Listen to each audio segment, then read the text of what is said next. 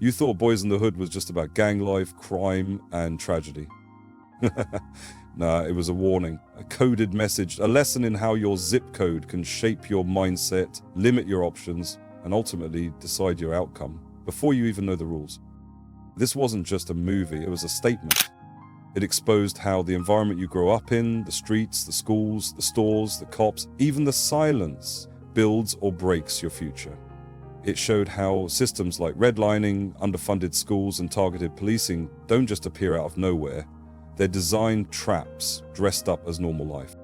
But here's the twist. Boys in the Hood didn't just show the problem. It showed the solution. Through characters like Tree and Furious, it gave us a playbook, a blueprint for discipline, ownership, and vision. In this breakdown, we'll decode the deeper lessons, how environment shapes behavior, why fatherhood and ownership matter, and how to escape a system built to keep you stuck. This is Black Wealth Uncut. Let's break down the game they never meant for you to see. In Boys in the Hood, South Central Los Angeles isn't just a backdrop, it's a character. It breathes, it limits, it punishes, and most importantly, it shapes everything. From the opening frames, we see liquor stores on every corner, vacant lots filled with trash, helicopters in the sky like clockwork. It's not accidental, it's structural. The film doesn't just show you a neighborhood, it shows you a system in motion. And it asks, how do you grow when your entire environment is built to trap you? This is what we call the invisible cage. It's not about visible bars or locked doors, it's about what's missing: opportunity, safety, investment, ownership. You see it in the broken sidewalks, the closed down schools, the over-policed streets. You feel it in the tension between neighbors and the fear that comes with just walking to the store. And all of it is by design. Let's talk about redlining. In real life, South Central was one of the many neighborhoods deliberately boxed out of access to mortgages, insurance, and city investment. That means families couldn't buy homes, schools stayed underfunded, businesses didn't want to open there, and the cycle? It fed itself. Then add in media narratives. The outside world labels these neighborhoods as dangerous, but rarely asks what made them that way. The film forces us to see it for what it is, a cage built by policy, not by people. And here's the deeper point. Your environment isn't just where you live, it's what you absorb. If you grow up surrounded by survival, you learn to survive. If all you see is struggle, it starts to feel normal. That's how the trap works. It convinces you that the cage is just part of life. But here's the real twist. Boys in the Hood doesn't just show pain, it shows contrast. It gives us characters like Furious Styles, Trey's father, who understands exactly what's happening and tries to wake people up to it. In one of the film's most iconic scenes, Furious gives a mini lecture on gentrification. He breaks it down plain. They want us to kill ourselves so they can move in and take over. That's not just movie dialogue, that's real game, that's ownership talk. So what's the takeaway? Where you grow up does influence you, but it doesn't have to define you. And if we're going to build real black wealth, we can't just escape the hood. We have to understand what made it the hood in the first place and refuse to let that blueprint repeat itself in our lives or in our legacy. Because a cage built with policy can be dismantled with strategy. And Boys in the Hood was the warning shot. Not just about where you are, but what you let shape you. Real quick, if you're feeling this breakdown, hit that subscribe button. We drop gems every week that decode the game behind the culture. This ain't just content, this is Black Wealth Uncut. Now let's talk about Trey, one of the few characters in Boys in the Hood who's actually being equipped to escape. From the moment he steps on screen, Trey is different. He's not smarter because he's better, he's smarter because he has structure, and that structure comes from one person, Furious Stills, his father. Furious is one of the most important characters in the film, not just because he's a good dad, but because he represents a disappearing model of black fatherhood rooted in strategy, protection, and teaching. He doesn't just love Trey, he trains him. He teaches him economics, masculinity, critical thinking, and legacy. And in doing so, he gives Trey something every young man in the hood deserves, a shot at real freedom. Let's break it down. While other kids are raising themselves or being raised by the streets, Trey is getting hard lessons early. He's learning how to fight with discipline, not rage. He's being taught the value of respect, not just for others, but for himself. He's not told to survive, he's told to think ahead. And that's the key difference. Because, let's be honest, You can't always control the hood you're raised in, but you can control how you see it, how you move in it. Trey isn't reckless, not because he's afraid, but because he's been shown what's possible beyond it. Furious gives him exposure, not just to books, but to ideas, to land, to economics. In that unforgettable scene about gentrification, he doesn't talk at Trey, he talks to him, and through him, he talks to all of us watching. That's fatherhood as leadership. B is proof that the hood doesn't destroy everyone, it destroys the ones who aren't given the tools to decode it. And here's the deeper lesson for all of us. You can't outrun the hood, but you can outthink it. That means learning about money, mindset, legacy, land. That means making moves based on vision, not just vibes. That means planning 10 years ahead, not 10 minutes. And Trey isn't perfect. He stumbles, he's tempted, he's surrounded by chaos. But what makes him different is that he has a foundation to return to. That foundation is what gives him the strength to walk away when others fall deeper in. So ask yourself, who's your furious Styles? And if you didn't have one, are you becoming that for someone else? Because we need more than survival now, we need strategy. And Trey showed us that you don't have to wait until you make it to start thinking different. You just need one person to tell you, you don't have to be like everybody else, you can build something better. That's how you escape. Not with running shoes, but with a mindset built for legacy. If Trey is the example of what structure can produce, Doughboy is the outcome when the system strips that structure away. From the beginning, Doughboy is framed as the bad kid. He's in trouble with the law, he's angry, he's hardened, but what the movie does so well, and what most people miss, is that Doughboy isn't naturally reckless. He's reacting to a world that failed him from the start. He grows up in the same neighborhood as Trey, same zip code, same streets, but this support system is different. There's no furious Styles in his life. Instead, there's emotional neglect from his mother, systemic pressure from the streets, and zero outlets to process his pain. So what does he do? He adapts. He builds armor. He survives the only way he knows how, by numbing himself and staying ready for war. Doughboy is the perfect example of what happens when options are raised young. His choices aren't based on vision, they're based on pain. He's not planning for the future because he was never taught to believe he had one. And that's not his fault. That's the result of a system that floods certain neighborhoods with liquor stores, fast food, and cops, but no therapists, mentors, or real opportunities. By the time he's a teenager, Doughboy is not just a product of South Central. He's proof of what happens when a young man is given the expectation of failure, not the tools for freedom. And here's the sobering truth. When the system limits your options, your future becomes a reaction, not a vision. Doughboy's story is tragic, not because he's weak, but because he's never shown another way to be strong. That's the real warning in his character arc. And it's why we need to build systems that show young black boys more than just survival. We have to give them vision before they're forced to choose reaction.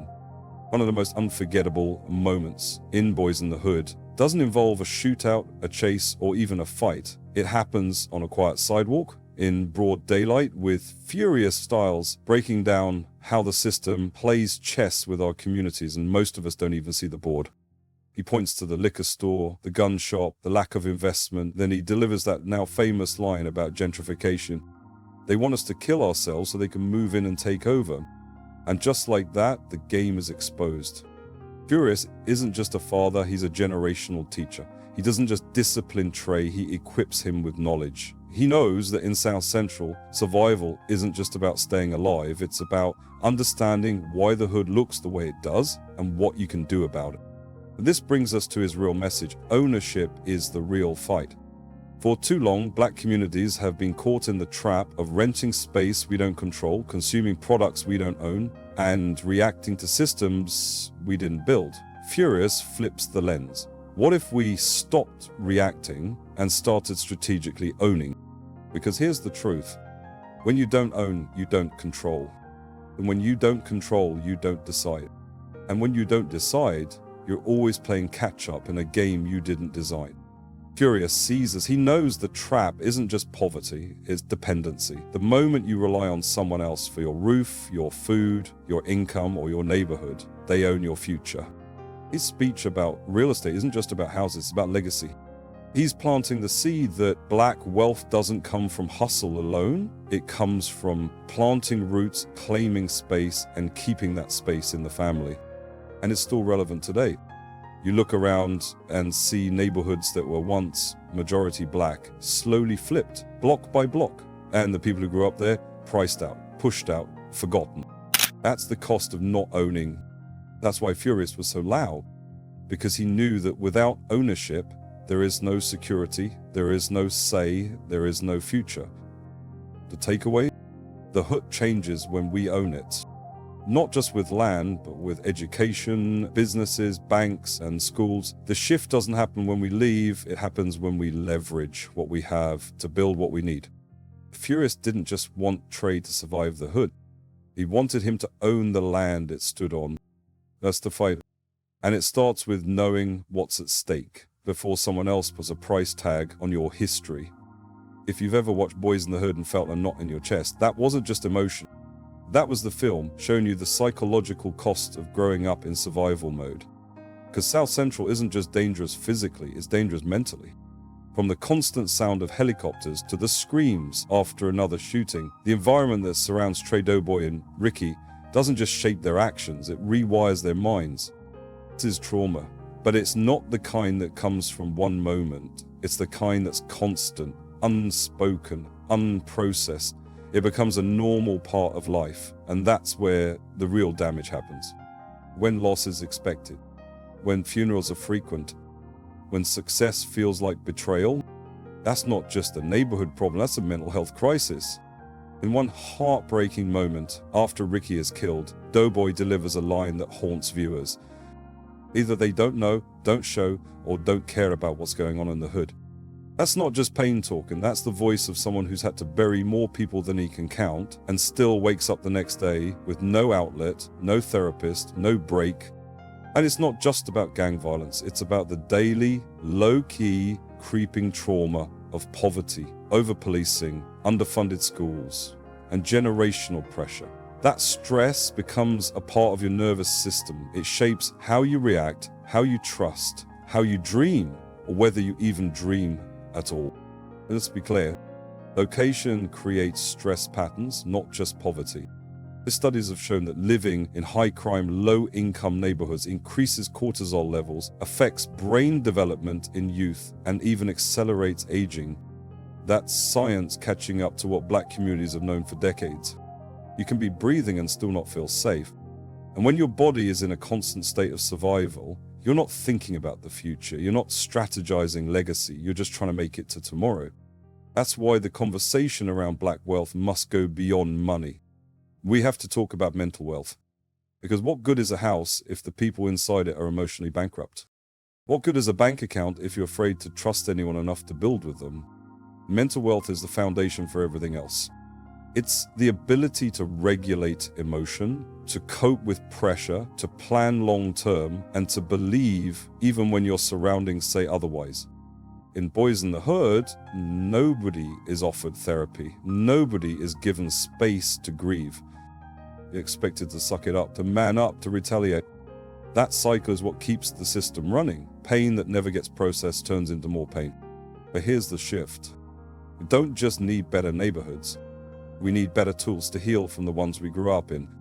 That starts with conversations, with mentors, with therapy, with safe spaces, with redefining strength, not as silence, but as self-awareness. And most importantly, it starts with this truth. Mental wealth matters just as much as financial wealth, because trauma can rob you of vision, and if you can't see beyond your block, you'll never build beyond it. Boyz n the Hood wasn't just telling us to escape the streets. It was telling us to heal so that when we build, we're not rebuilding pain disguised as progress. There's a moment near the end of Boyz n the Hood when Trey makes a choice that defines everything. He walks away.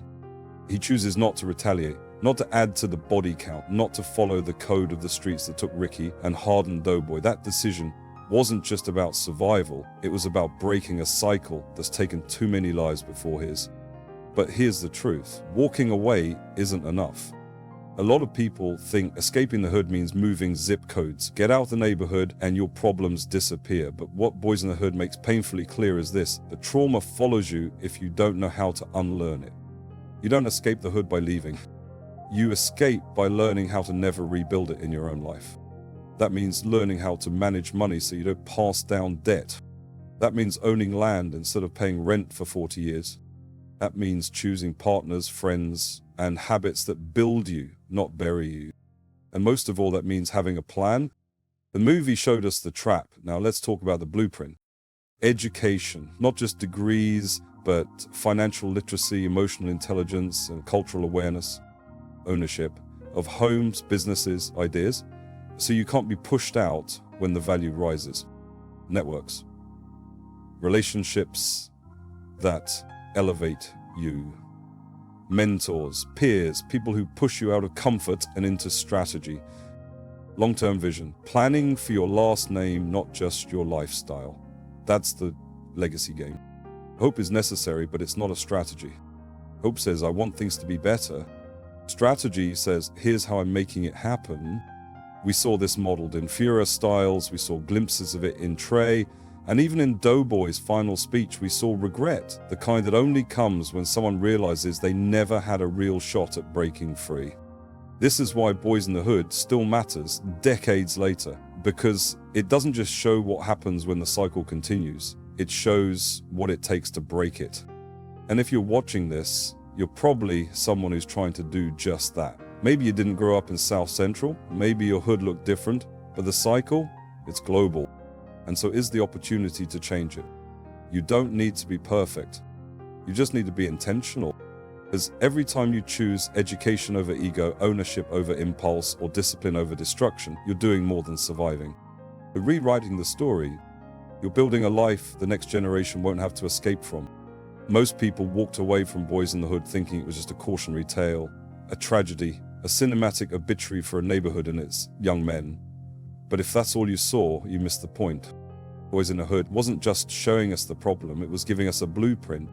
From Trey's discipline to Furious Styles' economic lectures, from the environmental breakdown to the final decision to walk away from revenge, the film mapped out both the system and the solution. It exposed the traps, then handed us the tools, quietly, powerfully, and for those paying attention, permanently. This wasn't just a movie, it was a mirror.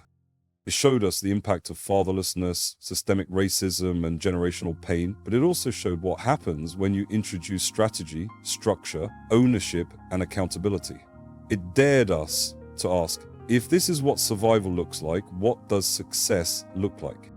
We've seen real-life versions of this blueprint in the lives of people like Nipsey Hussle, who not only rapped about the streets, but brought back the block. He turned trauma into ownership. He saw that change doesn't come from outside the hood, it comes from building within it.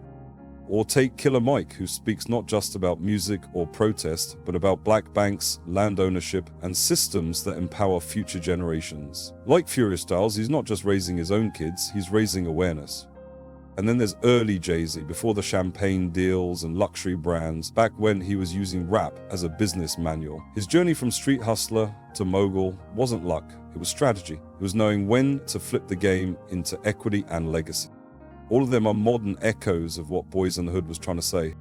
Know the system. Don't just react to it, outsmart it. And once you escape, don't forget to rebuild what was broken. Because Boyz n the Hood didn't end with justice. It ended with reflection. It asked, who's going to keep this cycle going and who's going to finally break it? The real tragedy is if we keep watching that movie and miss the message. So here's the lesson. Your pain can build property. Your struggle can shape strategy. Your neighborhood can become your network. And your survival can become your legacy. The blueprint was always there. The question is, are you ready to follow it? Or will you keep waiting for someone else to write your ending? Because Boyz n the Hood wasn't just about what happens to young black men, it was about what could happen if we finally start building like we mean it. So now you see it, Boyz n the Hood wasn't just a movie about violence or gang life, it was a deep, layered breakdown of how systems shape lives, how trauma gets passed down like debt, and how escape isn't just about leaving the hood, It's about unlearning what the hood teaches you to normalize. Trev showed us discipline. Doughboy showed us what happens when options vanish early. Furious broke down ownership like a street economist. And all of it pointed to one truth: the hood was never the enemy, the structure behind it was. But here's the real punchline. They told us Boyz n the Hood was a tragedy, but it was actually a survival manual. It taught us what to look out for, what to hold on to, and what to build from scratch. If this breakdown gave you a new lens to see through, drop your biggest takeaway in the comments. And subscribe so you never miss another decoded gem. And send this to someone who's ready to break the cycle, not just run from it. This is Black Wealth Uncut. Let's keep building what they never meant for us to have.